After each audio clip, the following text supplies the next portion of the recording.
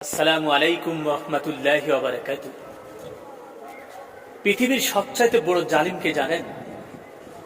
যে কোরআনের হক কথা বলে না, জানা সত্ত্বেও কোরআনের হক কথা সে বলতে চায় না, গোপন রেখে দেয়।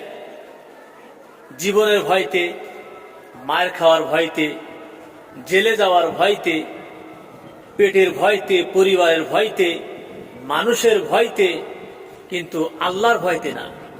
এ কেমন করে মুমিন হতে পারে বলতে পারেন?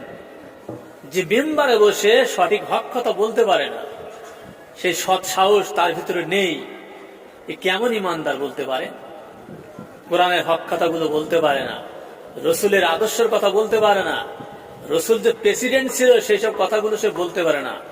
চিন্তা করতে পারছেন সে কত বড় জালিম? আল্লাহ কোরআন যে সংবিধান আল্লাহ বানিয়েছেন সেই সব বিষয়ে সে কথা বলতে পারে না।